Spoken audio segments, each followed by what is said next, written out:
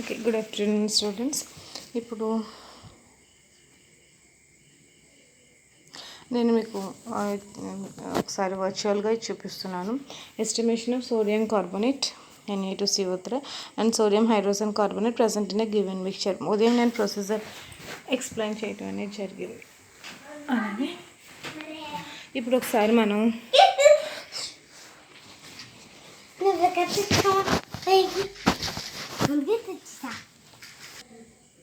మిక్చర్లో తెలుసు మనం unknown సొల్యూషన్ని వేస్తున్నామని. Unknown సొల్యూషన్లో రెండు ఉంటాయి, ఒకటి Na2CO3, రెండోది NaHCO3. అయితే దీన్ని మనం ఏ మెథడ్లో చేస్తున్నామంటే డబల్ ఇండికేటర్ మెథడ్లో చేస్తున్నాం అనమాట. ఫస్ట్దేమో ఫినాఫ్థలిన్ ఇండికేటర్, రెండోదేమో మిథైల్ ఆరెంజ్ ఇండికేటర్. అయితే కలర్ అసలు మనం రెండు ఇండికేటర్స్ ఎందుకు యూజ్ చేస్తున్నామంటే కనుక మనకి ఇక్కడ ఫినాఫ్థలిన్ అనేది ఒక pHలో రియాక్ట్ అవుతుంది, అలాగే మిథైల్ ఆరెంజ్ అనేది ఒక pHలో రియాక్ట్ అవుతుంది. మన ఫస్ట్ ప్రొసెసర్ ఏంటి, మనకి Na2CO3 HClతో రియాక్ట్ అవుతుంది. Na2CO3 HClతో రియాక్ట్ అవుతుంది. అది ఎలా రియాక్ట్ అవుతుంది చూడండి. మనం ఉదయం ఈక్వేషన్స్ చూసుకున్నాం కదా, ఇందాక చెప్పుకున్నప్పుడు ఈక్వేషన్స్ చూసుకున్నాము. అదే అనమాట, Na2CO3 HCl NaHCO3 కింద మారుతుంది అనేసి. ఇక్కడ మనం ఏం యూజ్ చేస్తున్నాం, ఇండికేటర్స్ యూజ్ చేస్తున్నాం. ఈ ఇండికేటర్స్ ఏంటి, ఫినాఫ్థలిన్ ఇండికేటరు, అలాగే మిథైల్ ఆరెంజ్ ఇండికేటరు. మనం ప్రొసీజర్ చెప్పుకున్నప్పుడు ఏం చెప్పాను, ఫస్ట్ ఫినాఫ్థలిన్ ఇండికేటర్ వేయాలి, ఆ తర్వాత మిథైల్ ఆరెంజ్ ఇండికేటర్ వేయాలి అని చెప్పాను. ఎందుకు అలా వేయాలి అంటే కనుక అవి రెండు కూడా డిఫరెంట్ pH దగ్గర రియాక్ట్ అవుతాయి అని చెప్పేసాను. ఫినాఫ్థలిన్ ఇండికేటర్ ఏమో 8.2 నుంచి 10 pH దగ్గర రియాక్ట్ అయితే, మిథైల్ ఆరెంజ్ ఇండికేటర్ మాత్రం 4.4 దగ్గర రియాక్ట్ అవుతుంది. ఓకేనా, అంటే మిథైల్ ఆరెంజ్ వచ్చేసి 3.2 నుంచి 4.4 వరకు ఆ pH వద్ద మాత్రమే రియాక్ట్ అవుతుంది అనమాట. అందుకనే ఫస్ట్ మనం ఏమో ఫినాఫ్థలిన్ ఇండికేటర్ యూజ్ చేస్తాము. ఎండ్ పాయింట్ ఎక్కడ వస్తుంది మనకి, 4.4 pH వచ్చేసరికి ఎండ్ పాయింట్ వస్తుంది. ఆ తర్వాత మనం ఏం యూజ్ చేస్తాం, మిథైల్ ఆరెంజ్ యూజ్ చేస్తాము. ఇప్పుడు ఒకసారి ప్రొసీజర్ చూద్దాం. 10 ml సొల్యూషన్ తీసుకుంటున్నాము. నేను అన్నోన్ సొల్యూషన్ ఇస్తానన్నమాట. ఓకేనా,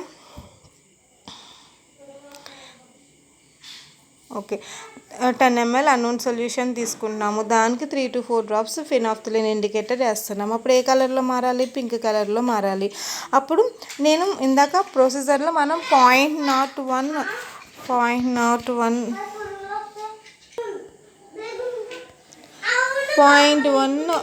నార్మల్ హెచ్సిఎల్ని తీసుకున్నాము. ఇక్కడ 0.05 నార్మల్ హెచ్సిఎల్ని ఇక్కడ యూజ్ చేయటం అనేది జరుగుతుందన్నమాట. దాన్ని V1 కింద మనం కన్సిడర్ చేస్తున్నాము.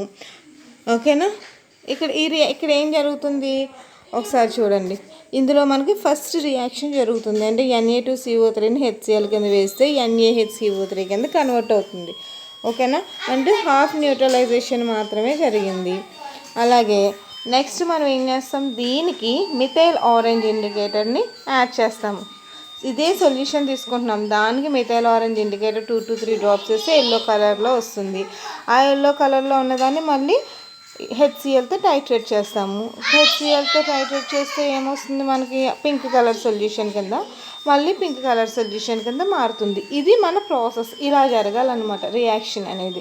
ఓకే, దాన్ని ఏమంటున్నాం, V2ml. ఏది V2ml, HCl రన్ డౌన్ అవుతుంది కదా పైన బ్యూరేట్లో, అది V2ml. ఇక్కడ జరిగే రియాక్షన్ ఏంటి, సోడియం బైకార్బోనేట్కి HCl కలిపితే మనకి అది NaCl కింద కన్వర్ట్ అవుతుంది. అంటే మన దగ్గర ఉన్న సోడియం బైకార్బోనేట్ మొత్తం ఇక్కడతో రియాక్ట్ అయిపోతుంది.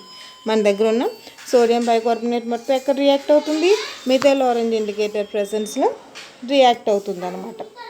ఓకేనా, ఇప్పుడు మీకు ఒక 100 ml వాల్యూమెట్రిక్ ఫ్లాస్క్ తీసుకున్నాను, అందులోకి అన్నోన్ సొల్యూషన్ ఇచ్చాను. దాన్ని మీరు ఎక్కడి వరకు మేకప్ చేయాలి, పైన మార్క్ ఉంది కదా, ఆ మార్క్ వరకు కూడా మేకప్ చేయాలి. దేంతో, డిస్టిల్ వాటర్తో మేకప్ చేయాలి. ఇదిగో చూడండి, డిస్టిల్ వాటర్ వేసి మేకప్ చేస్తున్నాము.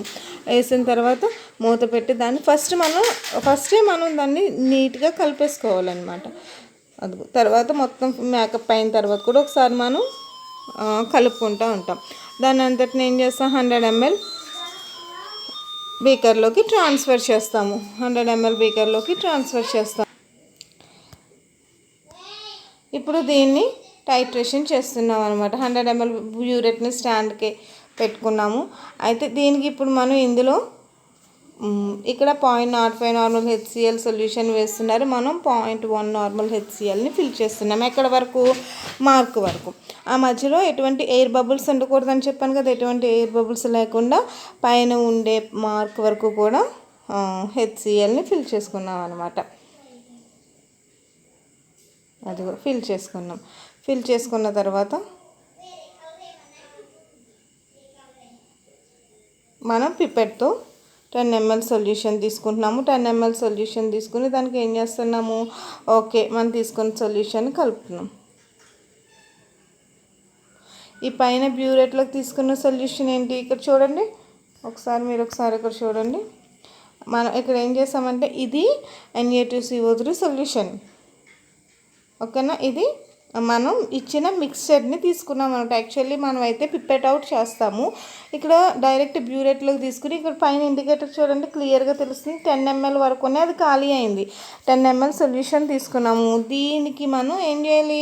ఫినాఫ్థలిన్ ఇండికేటర్ని యాడ్ చేయాలి. ఒకసారి చూడండి, దీనికి ఏం చేస్తున్నాం మనం? 3 to 4 డ్రాప్స్. అదిగో ఫినాఫ్థలిన్ ఇండికేటర్ వేగానే ఏమైంది? పింక్ కలర్లోకి మారింది. పింక్ కలర్లోకి మారిన తర్వాత దీన్ని తీసుకెళ్ళి మనం హెచ్సిఎల్తో టైట్రేట్ చేస్తున్నాం, ఓకేనా. ఈ బ్యూరేట్ ఏమో మిక్స్డ్ సొల్యూషన్, ఇదేమో హెచ్సిఎల్. ఇప్పుడు చూడండి, దాన్ని జాగ్రత్తగా రన్ డౌన్ చేస్తున్నాము. ఎలా అవ్వాలి? ఇక్కడ మనకి ఇండికేటర్ చూడండి ఎంత బాగా చూపించారు. పింక్ కలర్ వచ్చేసి వైట్ కలర్లోకి మారిపోవాలి. అదిగో సొల్యూషన్ యాడ్ చేసే కొద్దీ టైట్రేషన్ కూడా చూడండి ఎంత బాగా తిప్పుతున్నాము. అలా టైట్రేట్ చేసే కొద్దీ అది ఏ కలర్లో మారిపోయింది? ఓకే, వైట్ కలర్లోకి మారిపోయింది.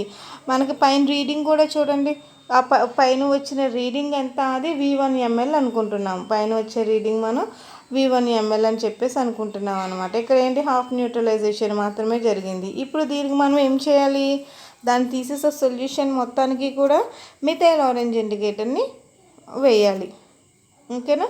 ఆ సొల్యూషన్ తీసుకుంటున్నాము, దానికి మళ్ళీ few drops of methyl orange indicator వేస్తున్నాము. అప్పుడు అది ఏ కలర్లోకి వస్తుంది? ఎల్లో కలర్లోకి వస్తుంది.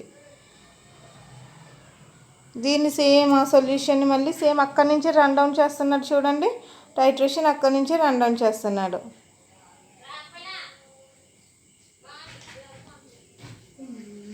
మళ్ళీ ఫిల్ చేయొద్దని చెప్పారు కదా. ఎక్కడి నుంచి ఎక్కడికి మారాలి? ఎల్లో కలర్ నుంచి రెడ్ కలర్లోకి, మనకి ఆరెంజ్ కలర్ కానీ పింక్ కలర్లోకి అది మారాలి, ఆ సొల్యూషన్ యొక్క కలర్. అదిగో మళ్ళీ బ్యూరేట్ చేయగానే చూడండి నీట్గా స్టిర్ చేస్తున్నారు. అదిగో పింక్ కలర్లోకి మారింది. చూడండి కరెక్ట్ కలర్ చేంజ్ ఎంత బాగా కనిపిస్తుందో మనకి. అలా కొద్దిగా వస్తూ ఒక్క డ్రాప్ పడేసరికి, అది ఒక్క డ్రాప్ పడేసరికి ఎంత బాగా చేంజ్ అయింది చూడండి. అలా అనమాట. ఆ విధంగా మనకి కలర్ ఒక్క డ్రాప్తో తెలిసిపోతుంది. దాన్ని మనం ఏమనుకోవాలి? V2 ml అనుకోవాలి. ఇక్కడ ఏమైంది? పూర్తిగా ఉన్న సోడియం బైకార్బోనేట్ మొత్తం కూడా హెచ్సిఎల్తో రియాక్ట్ అయ్యి అది NaCl కింద కన్వర్ట్ అయిపోయింది. దీన్ని మనం ఏమనుకుంటున్నాము? V2 ml అని చెప్పేసి అనుకుంటున్నాం అనమాట. V2 ml HCl reacts with all Na2CO3తోని సోడియం బైకార్బోనేట్తోని కూడా రియాక్షన్ జరిపించింది అని. ఈ రియాక్షను మనకి ఏంటి? రీడింగ్స్ రెండు కూడా ఈక్వల్ వచ్చేంత వరకు కూడా దాన్ని రిపీట్ చేస్తూనే ఉండాలి ఈ రియాక్షన్స్ని.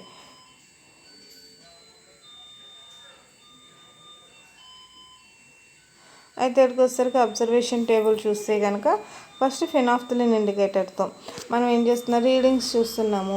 పాయింట్ రీడింగ్ ml, ఇది ఎందులో? పైలట్ రీడింగ్ అనమాట అండి. ఇది ఎందులో? ఓకే, అవును, ఫస్ట్ మనం తీసుకునేది అనమాట. నెక్స్ట్ వచ్చేసరికి మనకి ఎంత వస్తుంది? ఎక్కడ రియాక్ట్ అవుతుంది? ఈ 3 చోట్ల 5.4, 5.3, 5.4 దగ్గర వచ్చింది. డిఫరెన్స్ ఎంత? 5. ఓకే, ఇనిషియల్ ఎంత ఉన్నది, ఫైనల్ ఎంత ఉన్నది అంటే ఒకసారి మీరు చూడండి.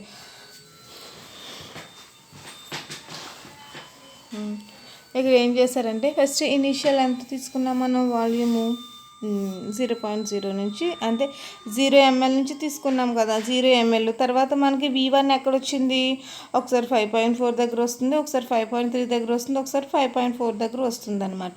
ఇలా వచ్చినప్పుడు అంటే అక్కడికి వచ్చేసరికి మనకి పింక్ కలర్ కాస్త వైట్ కలర్లోకి మారిపోతుంది. అక్కడికి వచ్చేసరికి ఇనిషియల్ రీడింగ్, ఫైనల్ రీడింగ్ అందులోంచి తీసేస్తే మనకి ఏమొస్తుంది, ఆ కింద వస్తుంది. అదే డిఫరెన్స్ అనమాట, రెండింటికి మధ్య ఉండే డిఫరెన్స్.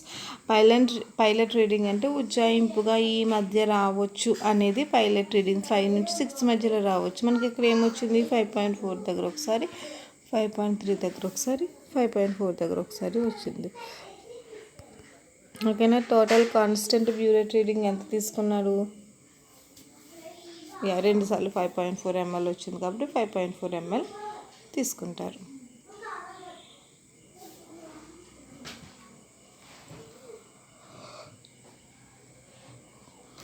మనం ఈ క్యాలిక్యులేషన్స్ కానీ లేదా మనం టైట్రేషన్ కానీ ఎంత బాగా చేస్తే అంత బాగా మనకి అంత యాక్యురేట్గా మనకి వేయింగ్ అనేది వస్తుంది.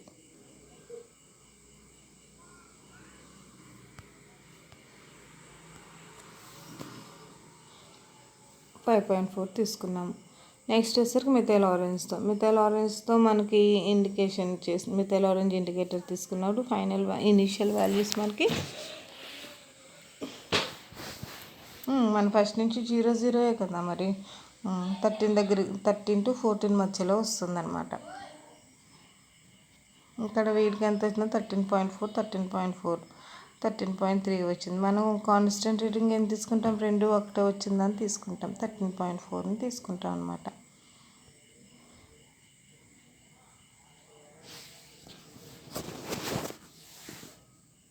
ఇప్పుడు క్యాలిక్యులేషన్ పార్ట్ కనుక మనం చూసుకున్నట్లయితే V1 ml of 0.05 normal HCl required for half neutralization of Na2CO3 in 10 ml solution. అయితే మనకి ఇక్కడ ఏం చేస్తాము, కంప్లీట్ న్యూట్రలైజేషన్కి ఎంత,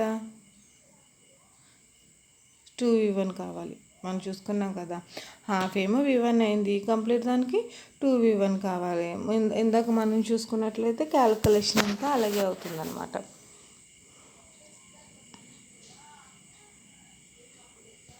V2 ml అలా వస్తుంది. Concentration of HCl reacting with Na2CO3 plus volume of HCl reacting with NaHCO3.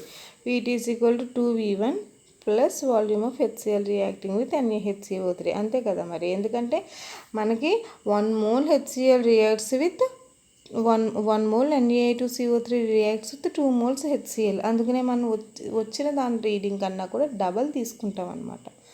ఓకేనా. V2 మైనస్ 2V1 తీసేస్తే మనకి ఏమొస్తుంది, ఎంతైతే రియాక్ట్ అయిందో HCl NaHCO3తో రియాక్ట్ అయిందో అది వస్తుందన్నమాట. ఫస్ట్ Na2CO3 క్యాలిక్యులేషన్స్ చూద్దాం. 1000 ml 1 నార్మల్ HClకి 53 grams ఆఫ్ Na2CO3 రియాక్ట్ అవుతుంది.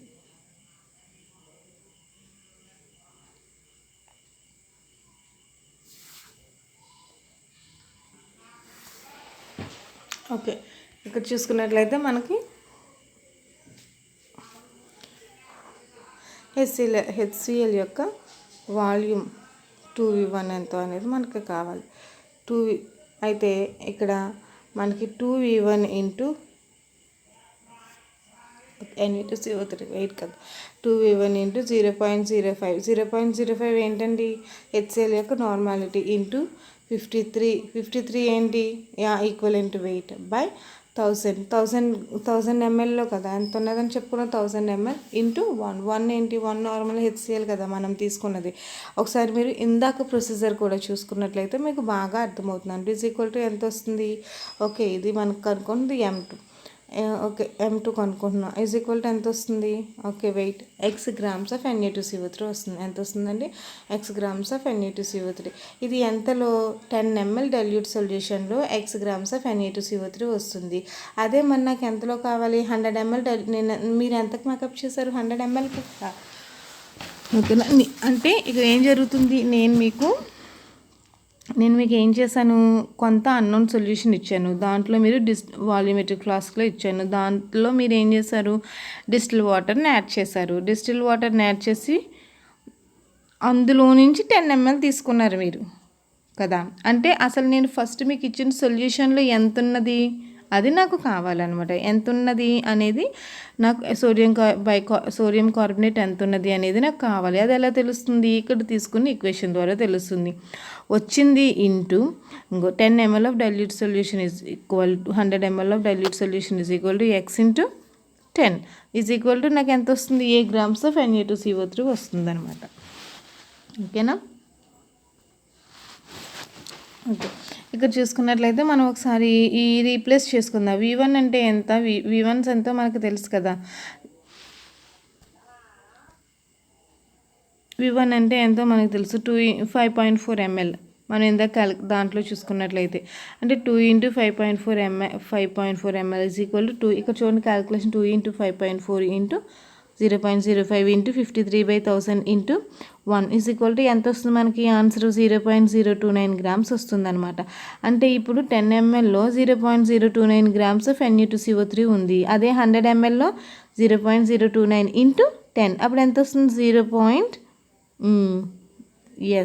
0.29 grams ఆఫ్ Na2CO3 వస్తుంది అనమాట. అంటే ఇప్పుడు నేను ఇచ్చిన దాంట్లో మీకు ఎంత Na2CO3 ఉంది, 0.29 grams ఆఫ్ Na2CO3 ఉన్నదనమాట. అంటే ఇప్పుడు మీకు వెయిట్ ఎంతో తెలిసింది, Na2CO3 నేను ఇచ్చిన అన్నోన్ సొల్యూషన్లో ఎంత ఉంది అనేది తెలిసింది. అలాగే సోడియం బైకార్బోనేట్ ఎంత ఉన్నదో కూడా మనం తెలుసుకోవాలి. సేమ్ ఇందాకడి ఇలాగే 1000 ml 1 నార్మల్ HClతో ఎన్ని గ్రామ్స్ రియాక్ట్ అవుతుంది, 84 grams ఆఫ్ NaHCO3 రియాక్ట్ అవుతుందండి. అంటే ఇప్పుడు నాకు కావాల్సింది ఏంటి, నాకు V2 - 2V1 వాల్యూమ్ అనేది కావాలి. అంటే నా NaHCO3 ఎంత NaHCO3 రియాక్ట్ అయింది, ఎంత HClతో కావాలి.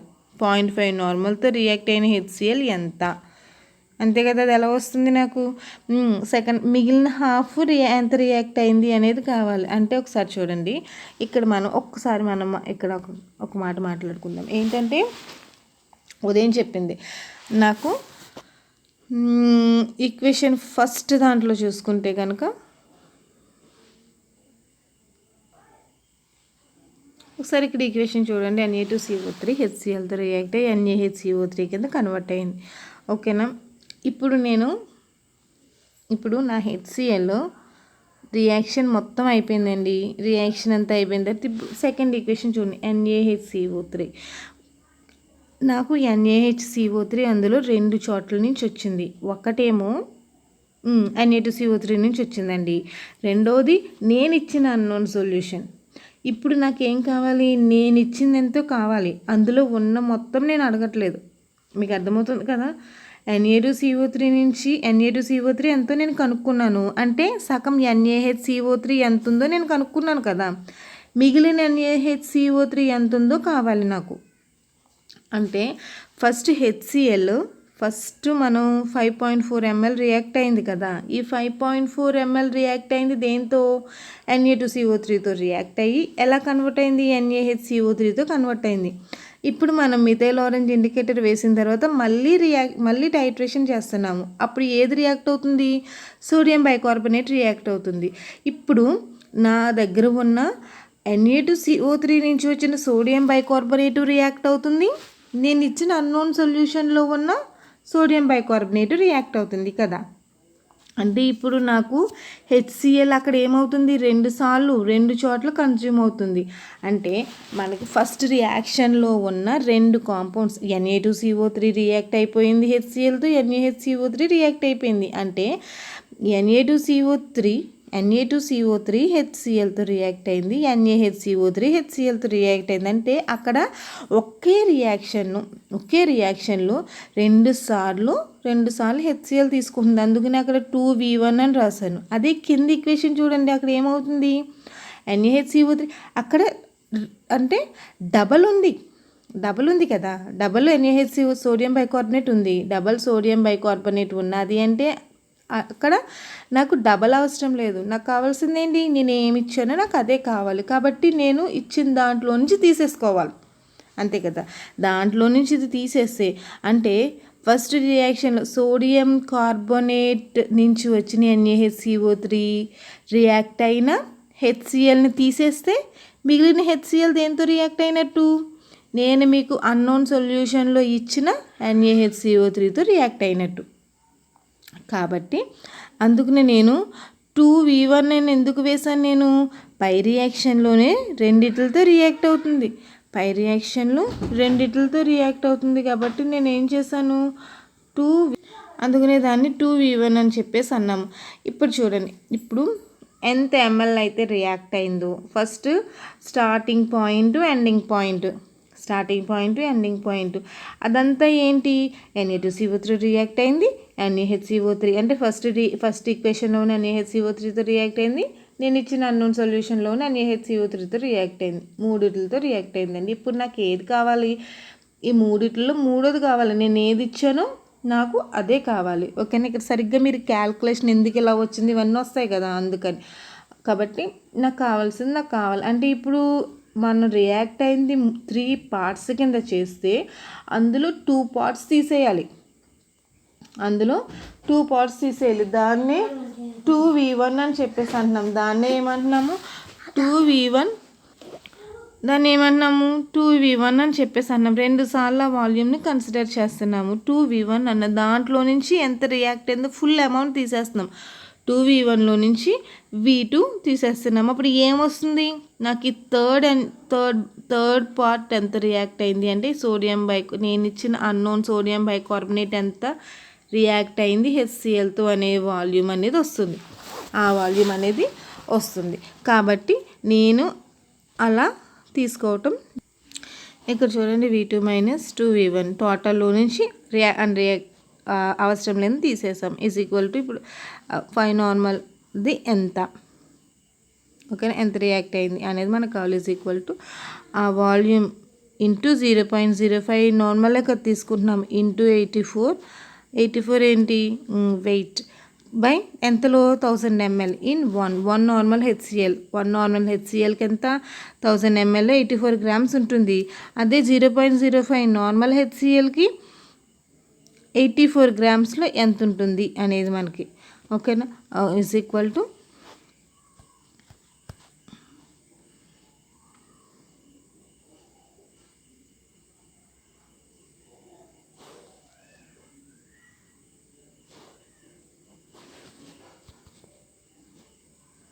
y grams వస్తుంది. ఎంత వస్తుందండి, ఎంతో కొంత గ్రామ్స్ వస్తుంది అనమాట. 10 ml y grams NaHCO3 ఉంటే 100 ml ఎంత ఉంటుంది, y × 10 grams ఉంటుంది. అది ఎంత, ఆన్సర్ B అవుతుంది అనమాట. ఇప్పుడు మనం డైరెక్ట్ మన బ్యూరెట్ రీడింగ్స్ కనుక మనం తీసుకున్నట్లయితే ఒకసారి చూడండి, ఇక్కడ మనం సబ్స్టిట్యూట్ చేసుకుందాం. 13.4 - 2 × 5.4 5.4 ఫస్ట్ది కదా, ఎంత వస్తుంది తీసేయగా మనకి 13.4 - 10.8 2 × 5.4 అంటే 10.8 కదా, అంటే ఎంత వచ్చినట్టు మనకి 3. ఓకే, దీని అంతా క్యాలిక్యులేషన్ చేస్తే 0.011 grams ఆఫ్ NaHCO3 10 mlలో 0.011 grams ఉంటే 100 mlలో ఎంత ఉంటుంది 0.1 grams ఆఫ్ సోడియం బైకార్బోనేట్ ఉంటుందన్నమాట. అంటే మనం తీసుకున్నది నేను ఇచ్చిన అన్నోన్ సొల్యూషన్లో సోడియం బైకార్బోనేట్ 0.11 grams ఉన్నది. అలాగే ఇంకో చూడండి, titration reading with phenolphthalein indicator ఎక్కడ వచ్చింది 5.4 ml వచ్చింది. Titration reading with methyl orange indicator 13.4 వచ్చింది. అలాగే amount of Na2CO3 in given solution sodium carbonate ఎంత ఉన్నదండి మనకి 0.29 grams ఇచ్చాను నేను. అలాగే NaHCO3 ఎంత,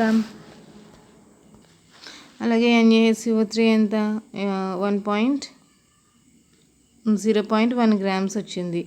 ఈ విధంగా మనకి ఈ రిజల్ట్స్ అన్నీ కూడా రాయవలసి ఉంటుందండి.